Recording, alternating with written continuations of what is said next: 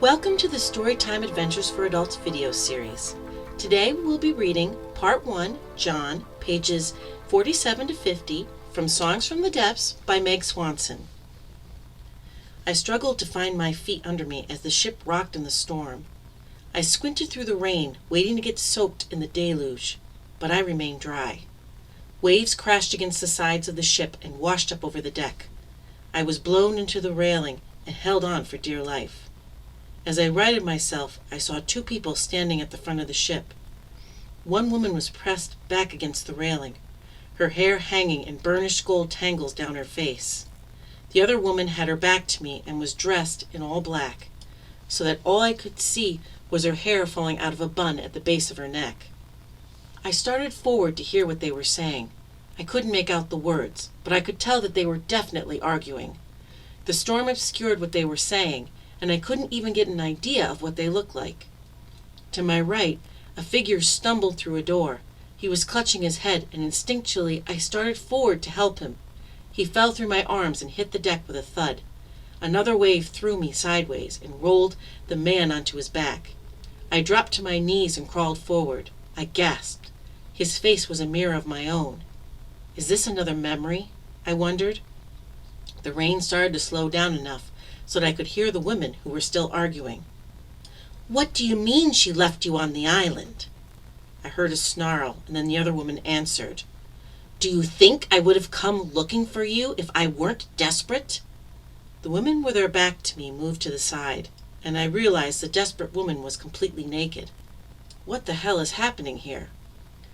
"Honestly, I'm pretty sure you thought I was dead. At the very least, you wanted me dead." She waited a beat, then nodded. "Now, I haven't seen our sister since the last day on the island, and I have no desire to ever see either of you again. Fly away." She turned to face the man on the ground, and I screamed.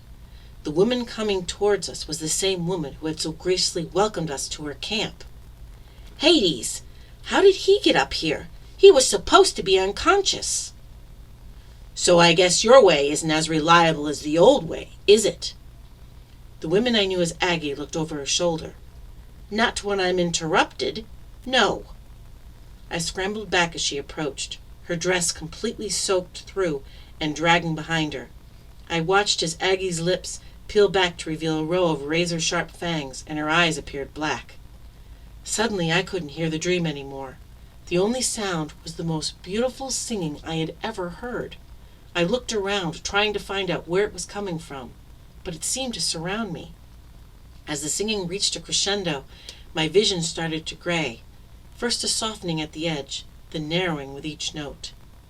Suddenly, there was a roaring in my ears as though I had put on earmuffs made of conch shells. The people who remained in my great vision didn't seem to hear anything, and I couldn't hear them. The dream seemed to be closing in faster, and then everything was gone. I looked around. "Hello?" I shouted.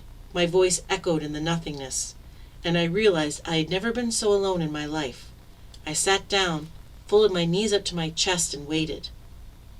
When I woke up, the sun was above the tree line. My eyes felt gritty, and my back ached. "Good morning, sleepyhead," Marissa greeted me cheerfully. I pressed my fingertips against my eyes to rub away the sleep, but wound up taking several eyelashes out, too. Ouch! "Morning," I grumbled back. "What time is it?" "Almost 10. I recoiled involuntarily at the voice. "Hey, you okay?" Aggie asked, smiling furtively. "You look terrible." I forced myself to take a few deep breaths and stretched my legs down in front of me. "Yeah, I'm great. Did I sleep sitting like this?" Ryan looked over at me concernedly as he strapped his bedroll to the bottom of his pack. "Yes, you did. We tried to lay you down, but your body was so rigid we couldn't move you at all." "After a few tries, we gave up and settled in to listen to Aggie's music. She is an amazing musician," Marissa said as she wrestled her sleeping bag into something that resembled a roll. I nodded and absently scratched my ankle. "I'm guessing I missed breakfast?" "Oh, yeah. But there's Pop-Tarts and water that we kept out for you."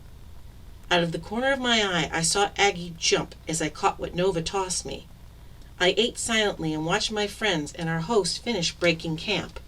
I narrowed my eyes at Aggie. "Aren't you going to be hot in that shawl?" She smiled and shook her head. "No, I'm—" She paused strangely, as though she couldn't think of the word. "Anemic. I'm cold all of the time." "You pack really light, too. Didn't you say you were a through hiker?" "John!" Marissa snapped at me. Nova sat down next to me and hissed in my ear. "Dude, shut up." Their eyes were glued to Aggie. Aggie smiled a toothy grin at Marissa. Again I was scared, but I couldn't figure out why. "It's all right. Yes, I guess you could consider me a through hiker, but truly I'm more of a—" She did that thing again, as though she couldn't remember the word. "Survivalist. I've lived off of nature and whatever crosses my path for most of my life." This was Part 1, John, pages 47 to 50, from Songs from the Depths by Meg Swanson. Next week we will continue reading from Part 1. If you can't wait until then to hear how the story goes, feel free to purchase the book at www.megswanson.me. Starting this month, visit www.reneeannhughes.com to enter our free raffle to win one of 4 prizes. All you have to do is submit your email address by June 30th for a chance to win. If you would like to contribute to my video series, please feel free to become a patron on Patreon. Details for joining are on my website, and also please subscribe to this YouTube channel so you won't miss any new videos. Goodbye, and thanks for listening.